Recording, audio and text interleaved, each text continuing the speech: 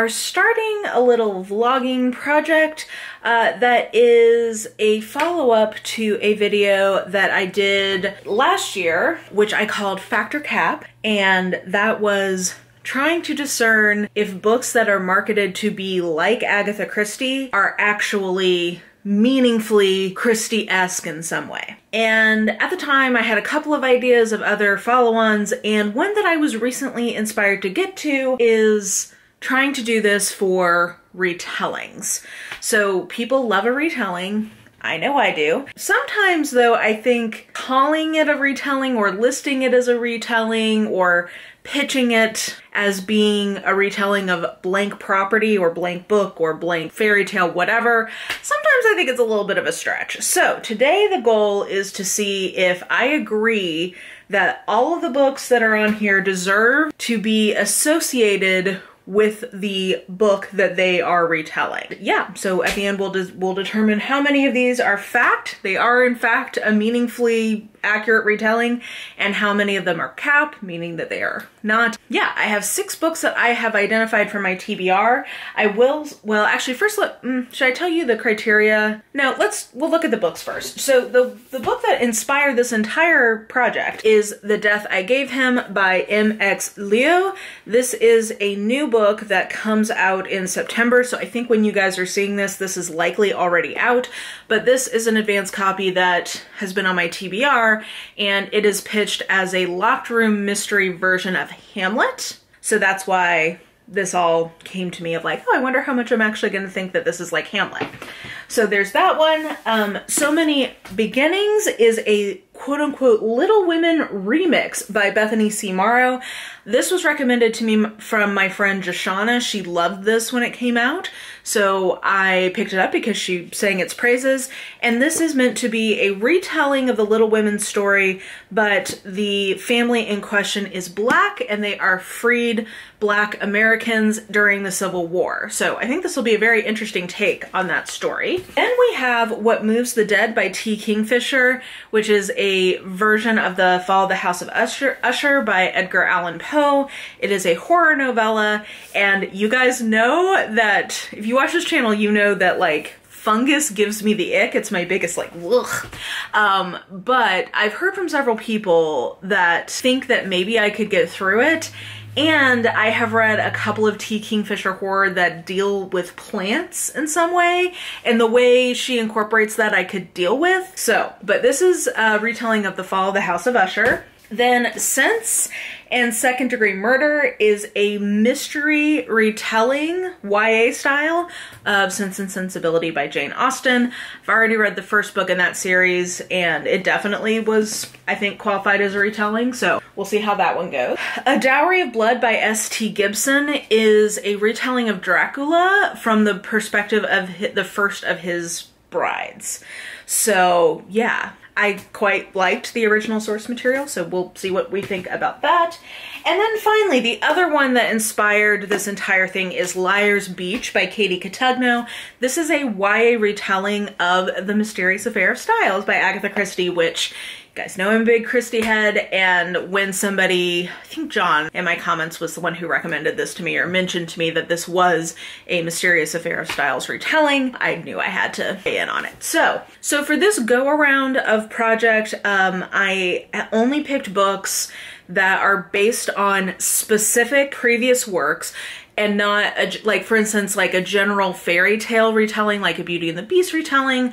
I decided that is a kind of a different project. Like those sort of myths or fairy tales have a lot of permutations to them, so I think the criteria to judge those might be a little bit different. And then I also picked ones that I have read before, so it has been a while for some of them, so I may need to do like a quick Google of reminding myself of like the main characters and all of that. But I have read all of the original source materials for these 6 works, so I feel like in that sense I'm also qualified to make an assessment. Now, I have identified 3 components that I will use to judge these books, and that will determine whether or not I think that these in fact earn designation of a retelling. First of all, plot, that it has some sort of meaningful tie to the original plot.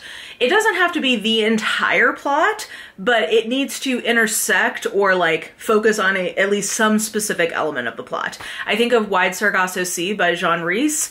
That is not an entire retelling of Jane Eyre, but it definitely is focusing on the backstory of a specific character and then specific moments in that story. So it doesn't have to be the whole plot, but I think it needs to in some way reference, recreate an element of the plot. The second thing is, I called it elements, but I guess really what I mean are like Easter eggs.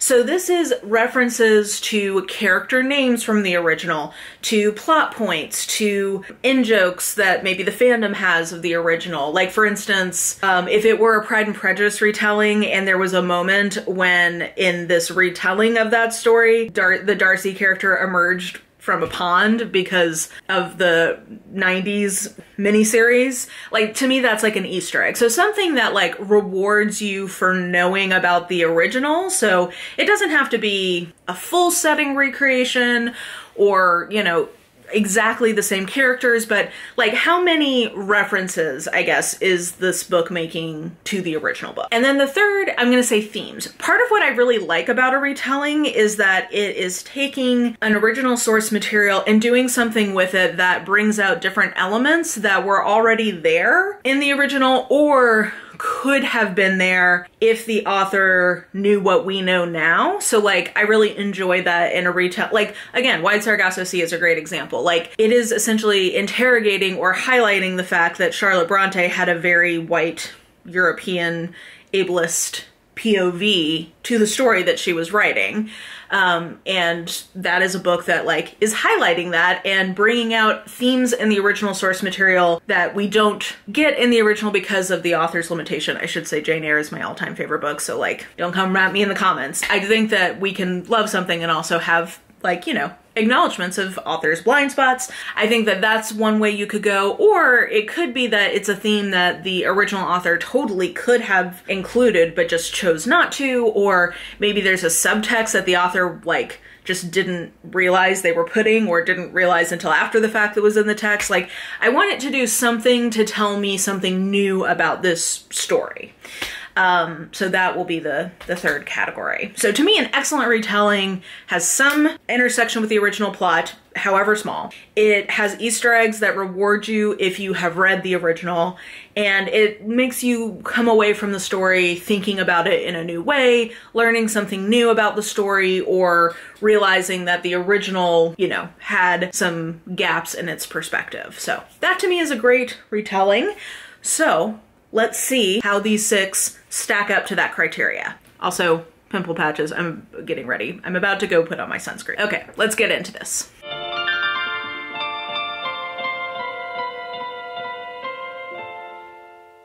Okay, first book, done. What Moves the Dead by T. Kingfisher. So first of all, for the fungus in the room who cannot deal with those descriptions, which is me, I do think you could read this because I think those descriptions are skimmable, which is what I did. So caveat to this whole thing, I may have missed some details because there were passages I could not read. So particularly the first chapter, you need to keep it moving. But I really enjoyed this, and this was really cool to see because this is T. Kingfisher doing a very different thing that I've encountered from her so far. Like, tonally, this is much more serious. It doesn't have her sort of typical wit or wry sensibilities. It's kind of going for not a full-on Victorian Gothic writing style, but kind of nods to that. So it's a little bit more serious. And I think she was really successful at that. And I just wasn't expecting it from her. So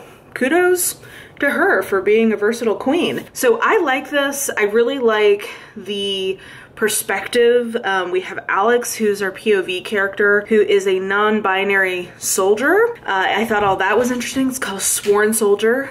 And I was looking this up because I knew that this was going to have a sequel, so I was curious if it was the same characters, and it looks like it is. It's called The Sworn Soldier, and the next one actually sounds even more appealing to me than this did, so I will definitely continue.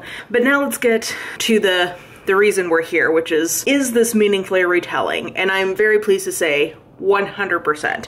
Now, I am not like Fall of the House of Usher stan. So I'm sure there were allusions in here that I did not get, but even just from my like long ago reading and then quick Wikipedia refresh, this is plot-wise 100% a retelling. So I think this can get a 5 out of 5. Not that it's the exact same things that happen, but it's definitely all of the major plot beats for sure. Like I said, I'm not a stan, so I feel like I can't fully tell you how good the Easter eggs in here are, but in terms of like allusions to the original, it has a lot of the same character names. I was reading the author's note and she was talking about how she was actually inspired to do this because of how detailed the descriptions of fungi are in the original, which I don't remember, or maybe blacked out. One of the two. So I think that counts as an Easter egg. So I'm gonna say like maybe better than normal. So maybe give this like 4 out of 5. If you're a Fall of the House of Usher stan, definitely let me know if you disagree with that. And then bringing something new to it, for sure. Like I think, well, 2 things. One, I do think the original with the dynamic between the twins and their relationship, there's some like interesting family dynamics happening, but also I think some interesting things being commentated on in terms of gender with the character of Madeline in the original. So I think to make the perspective character non-binary, I think was interesting and maybe like building on some of that. And then also to recontextualize what the mushrooms in the original might have been doing, I think is really cool. So I'm gonna give this 4 out of 5. Thematic, has a perspective, has something to say in this retelling. So I think that this is a super successful example of a retelling. Like this is meaningfully retelling, has new things to say, has an interesting perspective. There's a reason why the retelling is happening, you know, for our current time. And I also just really enjoyed this. Now, I think because of the fungi, I'm not sure I could quite call this a favorite of the year. So I don't think I can quite give it a 4.5, but this is an extremely strong 4-star. And I feel like we're starting this whole thing out. Fantastic vibes. So let's keep it up.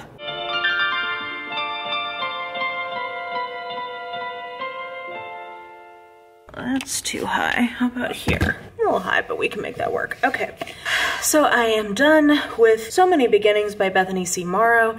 This was my first book from Bethany C. Morrow, and I have mixed feelings. So maybe let's start with our criteria for the retelling side of things, and that might help me like back into my overall impressions of this book. So I should clarify that this specifically says it's a Little Women's remix. This does introduce a different flavor of retelling that we often get, where it's not necessarily seeking to be a one-to-one plot retelling, but it's, you know, what if, like I feel like there's a ton of Pride and Prejudice ones like this of what if Elizabeth and Darcy were lawyers on the same case in 1905.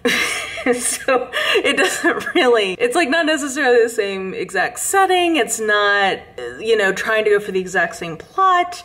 But sorry, just that was such a random idea. I'm sure that that exists somewhere out there because it feels like every possible Lizzie Darcy story has been told. But it's not going one-to-one, but the characters are still meaningfully the characters, and there's some kind of like structure from the original still there. And that's what I think this is. So this is, I think I mentioned when we were going through the TBR, it is set during the Civil War, similar to Little Women, except that this is set in a freed slave colony. Is that what they would call it? Settlement, maybe, is the way to say it. Oh no, the Freed People's Colony of Roanoke Island. Okay, yeah. I was like, colony feels like the wrong word, but that is the one that they use. So the Freed People's Colony of Roanoke Island.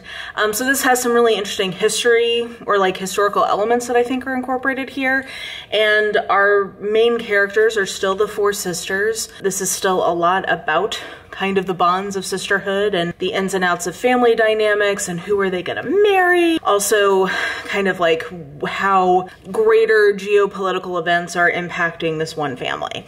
So a lot of that is still there. And you know, I would say that the overall structure of the plot is still there, but I'm gonna give this a 3 for plot. That's not though a ding on it. This is just a different approach to a retelling. So like it's purposefully not the exact same story over again, but I'm gonna give that a 3. However, However, I'm gonna give the kind of like thematic piece of this, or the idea piece of this, 5, because this is definitely saying something fresh about the original story. So in the original, you know, there is a lot of discourse about the future of enslaved people just because of who the Marches are and their political affiliations.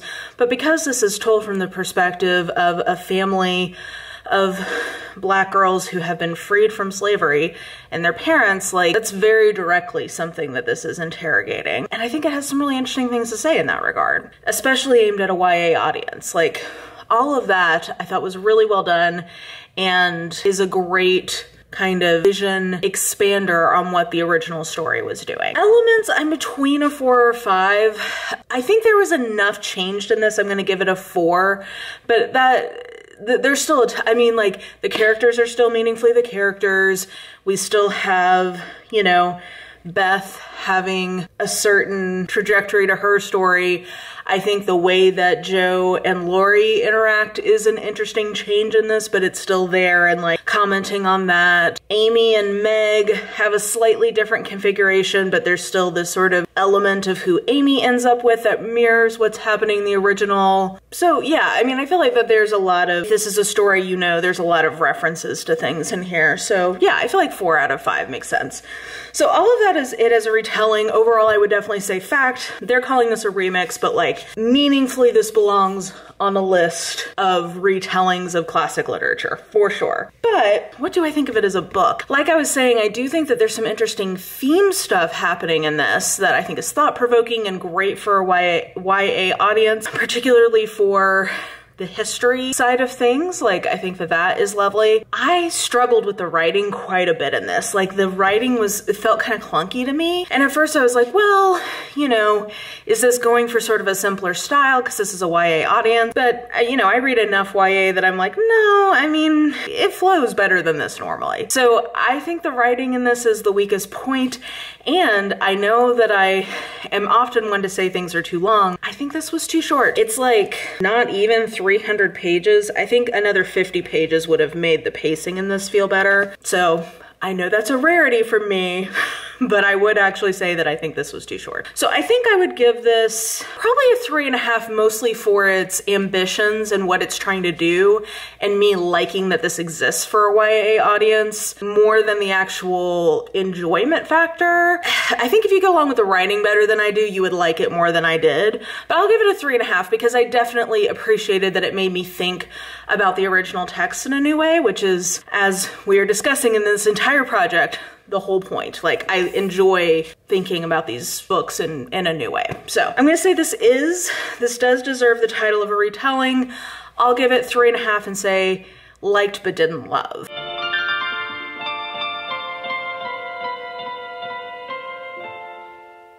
Okay, we're done with Sense and Second Degree Murder. I'm sorry, I just realized that the light in this is gonna be weird. Sorry about that. Okay, so as a retelling, so this definitely falls in the same bucket, I would say, as So Many Beginnings, because it's more of that model where it's the same characters but put into fairly new plot that still has like the distinct kind of landmarks of the original, but is a meaningfully different plot structure to it. So in this case, we have Sense and Sensibility, which is a Jane Austen novel. I love it. I would say it's probably my second favorite Jane Austen novel. In this case, what we have is it's YA, so the characters are aged down slightly, and it also is a historical mystery. So in this one, Mr. Dashwood has an investigation agency that Marion is helping him run, and Eleanor is like a chemist, an aspiring chemist. Mr. Dashwood is murdered. So then they have, you know, their brother comes in and is the asshole that he is,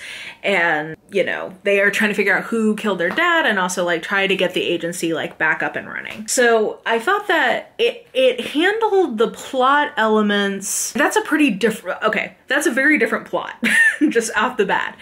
Same characters, and it definitely hit some of those plot beats, but I think for plot I'm gonna give it 2 because it was pretty meaningfully different between it being moved into being a murder mystery, and the fact that it's YA and so like has kind of, it's like aged down a little bit. So I'm gonna give it a 2. It definitely hit some of the like high points of the plot. Well, we'll get there in the next section, but it it hit some of the high points of the plot, but it was pretty different. So I'm gonna say that. For character elements, or like overall Easter eggs, character elements, all that, I'm gonna give it a 4. I think that it did a really good job of incorporating all the original characters and doing interesting things with them, little, you know, nods here and there to things that if you've read the original, you would definitely know about. And I really enjoyed particularly the interpretation of some of the characters. So I'm gonna give it a 4 there. For themes, I'm between a 2 and a 3. I think I'm gonna give it a 3 because of, I think it does something, so I think the YA component of this is interesting in the context of this story. I'm trying not to spoil what it does, but I think that the YA angle on this allows a new lens to the original, and particularly there is a very small side character who is done so dirty in the original text. And I think that what this does for her story is an interesting layer to bring into this. So I'm gonna put it like right in the middle at a 3. Like it has enough interesting things that I think it's like middle of the road, but it's not, you know, I don't see Sense and Sensibility in an entirely new way from this, but I do think it illuminates some interesting things. So yeah, I think it's fair to call this a retelling. Like I'm comfortable with it being classified as such, and I would give it star rating wise like a 3.5. I actually like this better than the first one, which was a take on Pride and Prejudice. I think that this was a better incorporation of the murder mystery element, and I think that it did more interesting things with the characters. So I actually think that this is really fun. I would recommend this. I don't know that I'll continue in the series at this point, but I mean, I think that this was a good version of what it was, and I enjoyed it even more than the first one. So I would recommend. So far, all of these I feel pretty good are retellings. Hopefully we keep this energy going forward.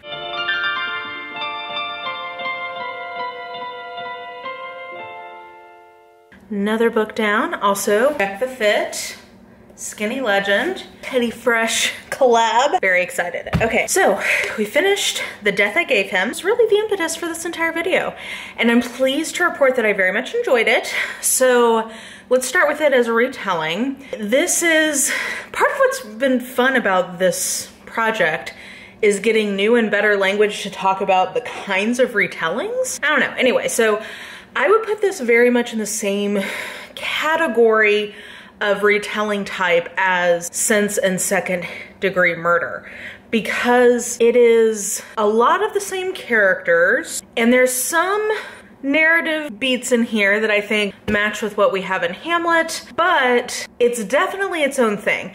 I'm gonna still give it 2 out of 5 for plot, because it has some recognizable landmarks in it, but this is really its own thing. So the pitch of this is it's a queer locked room sci-fi mystery. I think that's pretty accurate. I think the queerness might be a little bit oversold, though I believe the author is queer, so in that sense for sure. But yeah, so we have, our main character is Hayden, he's the Hamlet character, and then Horatio, his BFF, is like this computer AI system. I just cut my thumb on something, I don't know what. Okay. And then his dad is killed, but it's, you know, having to do with this formula that he developed called the Sisyphus formula. And the Ophelia character has been remade into someone named Felicia. So in terms of the references to the original, I mean, they're definitely there. Like there's lines that are references to the original. I just named some of the characters that are references. There's like definitely some things in here referencing back to Hamlet.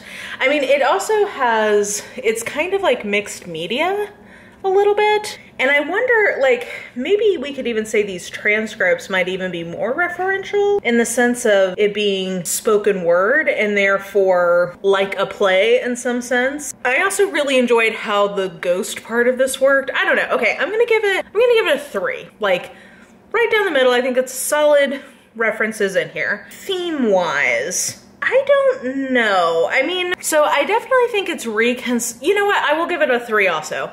It's reconceptualizing the Ophelia character, I think, in some particularly interesting ways.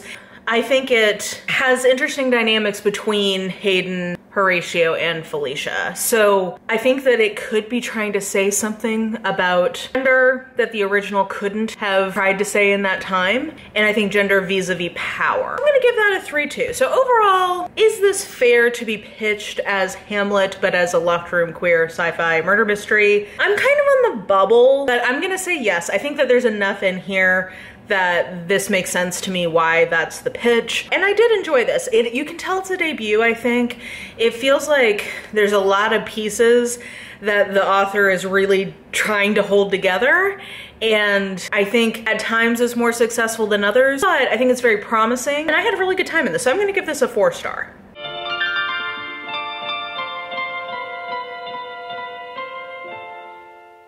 Okay, we just finished this guy.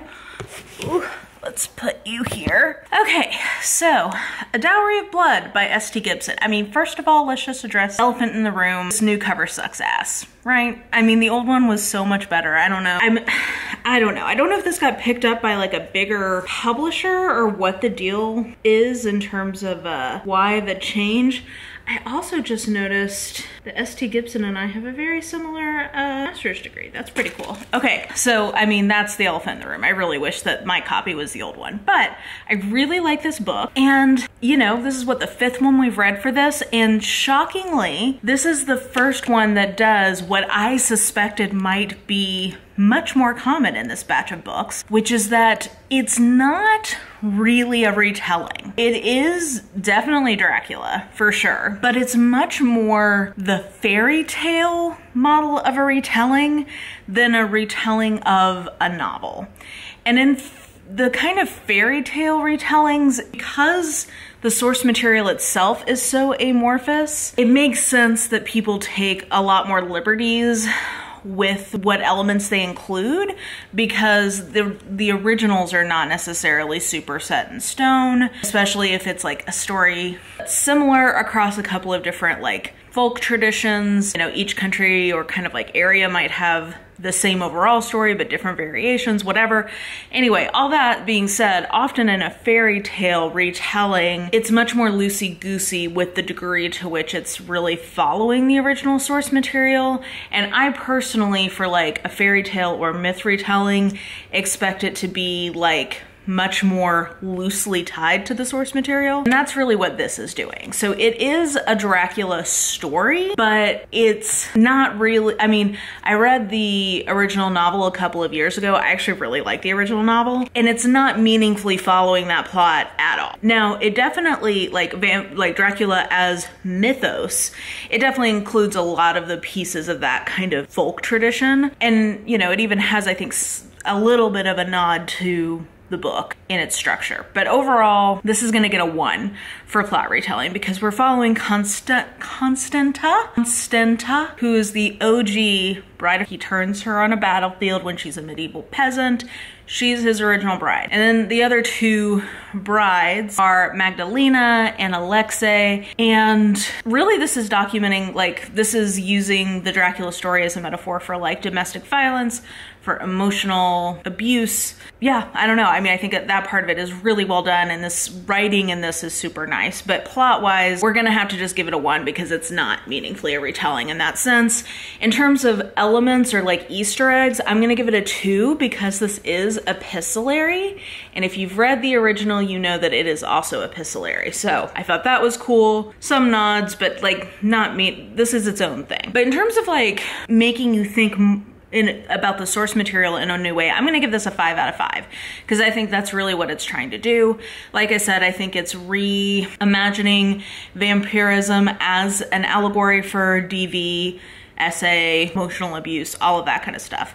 And then I also think that it is taking the sort of like implied sexual deviancy of the original and going in a new direction with that. vis-a-vis the brides, because the three that I just named, like, they are in a relationship with each other. So this is really getting into sort of like a polycule type deal. And, you know, the original part of the taboo element was this idea of the brides themselves. And not only are they sort of like the seductive figure for Jonathan Harker when he's originally at Castle Dracula or whatever it's called, but it's the fact that there's like multiple women and there's like women being licentious or seductive in some way. And in this case, it's the like embracing of the poly element, and then also the fact that not all of the brides are femme presenting. So I just thought that that was like a cool element to all of this. So yeah, anyway, all that to say, I would give this a 4 out of 5. I really enjoyed this, but I'm going to say this is my first one that is not a retelling, at least a retelling of a novel. I think that I would say this definitely is a retelling if we were gonna kind of go by whatever metrics I would come up for a fairy tale or myth retelling. But for retelling of a novel, I'm gonna say that this is not. So 5 books in, we finally found one that is not. I do also just want to mention that the writing is really good. I like this little blurb. I apologize if you were expecting contrition, my lord. I don't have any to muster. Yes, I knew. I knew what came of drinking the blood of one's sire. I had read about how you killed your maker to seize his power, and I found that I wasn't above it. I could have turned them away and afforded you some final dignity, but I wanted to hold your power in my mouth as carefully as a mother cat holds her young, and then swallow until there was nothing of you left. Boom! Bad bitch. Way to go, Constanta.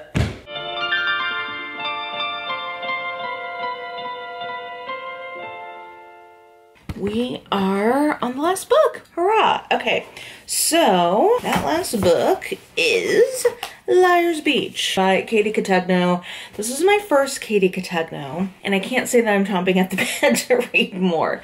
Okay, so this is supposed to be a retelling of The Mysterious Affair at Styles. I do want to be fair to the book that this is definitely, of the source materials we have covered, the one that I know the best. I've read The Mysterious Affair of Styles many times, and it was my favorite Agatha Christie book for quite a run there. And Agatha Christie is my all-time favorite author. So I do want to be fair to the book that could be coloring some of my perceptions here. However, I understand why it gets mentioned in the list of retellings, but I think that if you did not know to look for those elements, you would not see them. So this is a YA mystery. Yeah, I wouldn't even call it a mystery thriller. It is a mystery, so I appreciate that. And I do think that there are some fun Easter eggs in here. But in terms of the plot, I'm gonna have to give it a 1, I think, for plot, because so the setup, I guess, vaguely matched. So The Mysterious Affair of Styles, Hastings, who is the kind of like famous, he's the Watson to Poirot, Poirot's Holmes. He's our narrator, he's our POV character. He comes to this country house in the middle of World War I to recuperate from an injury that he sustained while in battle.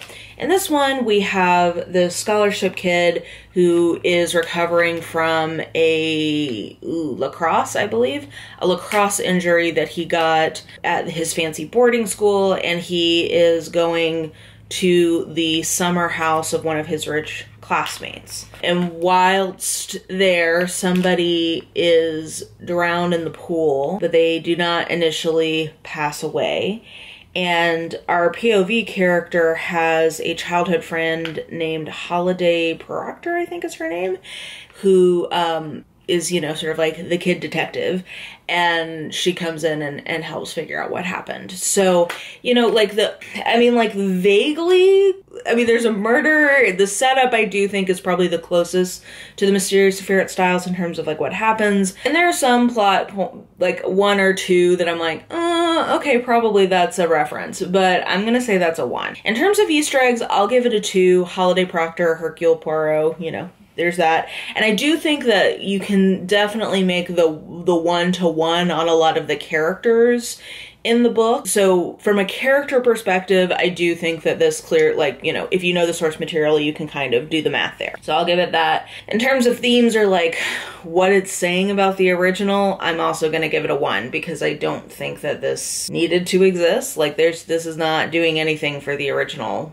I don't think, really, other than making it YA. So, yeah, I mean, I guess I'm not giving it a 0. I'm giving it a 1 because I do think it's saying like, oh, let's make this story for YA. But anyway, I'm gonna say big old cap on this. I think this is the least retelling-ish of all of the retellings. If you did not know it was supposed to be a retelling, I think you would have no idea. And then in terms of it as a book, I'm between like a 2.5 and a 3. I guess I'll give it a 3. It was fine, but I think that I do not like the way she does a dialogue, so that felt very cringe to me throughout. It felt very like, this is what the kids are saying now. And then, I mean, and again, once again, hugely biased here because I am friends with this person, but I think Alexa Dunn's YA mystery thrillers do have a much better approach to this sort of theme of like class. This reminds me a lot of Alexa's kind of like project in her work. So it's a similar theme, but I think Alexa's is just a lot better in my opinion. So not my fave, and definitely the least retelling of all the retellings. Speaking of, if I'm going to rank them in order of most retelling-ish to least retelling-ish, What Moves the Dead is the one that I think is like the strongest version of a retelling. This is what I'm thinking of, like a gold star retelling should be like, if it's gonna get that label. I think this one like clearly is the most retelling-ish. And then I would put all 3 of these at roughly the same level. Sense and Second Degree Murder, So Many Beginnings, and The Death I Gave Him. All 3 of these, you know, So Many Beginnings calls itself a remix, and I think that all 3 of these are that. They very clearly are referencing the original source material. Like, there's no ambiguity what the inspiration is, but it does go in a pretty different direction from the original in terms of setting, characters. Like, these are both YA. This one has like, you know, some sci-fi elements. So like it's a pretty big departure, but is meaningfully still referencing its source material. So I say that these are the ones I said were all facts. So I think all of these deserve to be called retellings. What Moves the Dead, though, to me is definitely the one that is like kind of a classic retelling in my opinion, and in terms of what I am expecting. I think A Dowry of Blood is what I would think of as more like fan fiction retelling, or like inspired by, where I don't really think it should be called a retelling. I think probably it's more in the realm of like fairy tale retellings, where it has the character, it has a couple of key characters, but is pretty different and is more like fan fiction of like going off and doing its own thing. And Liar's Beach, I mean, I get it, but I just think this I just think that if you did not know that it was referencing the Mysterious Affair Styles, you would have no idea. So I think this one at least deserves to be on a list of such things. And then in terms of ones I just like, my 2 favorites were What Moves the Dead and A Dowry of Blood, followed by The Death I Gave Him. I just realized that was broken out by YA versus adult. I had a good time, particularly in Sense and Second Degree Murder. I thought that one was fun. But in terms of like quality, I would definitely say these were the 2 I thought were the best. And if I had to pick one, I probably would say What Moves the Dead was my favorite, but I really enjoyed this as well, and I would also highly recommend this. Maybe slightly lower your expectations in terms of the retelling bit and the like queer bit. I mean, it is, but it maybe not in the way that you might assume. So anyway, these were my favorites. I am pleasantly surprised that most of these I would agree deserve to be called a retelling in some way, shape, or form. And I did not hate any of these, so that's also a benefit. And in fact, I think I'm gonna keep 4 out of the 6, so I think that's a pretty good hit rate. 6 books off my TBR, which is also always a win. And yeah, I had fun doing this again. Let me know if you guys like this project and you're interested in maybe seeing a fairy tale retelling version of this, or if there is another category that you guys might be interested in seeing me evaluate if they deserve the marketing that they get or deserve to be grouped in a certain way. Let me know if you have any of those suggestions. And yeah, I think that will do it for me. So if you enjoyed this video, please like, subscribe, follow me on the social medias if you are so inclined. I have all that information listed in the description box below, and I think that will do it. I hope you're having an absolutely lovely day today, and I will just talk to you soon.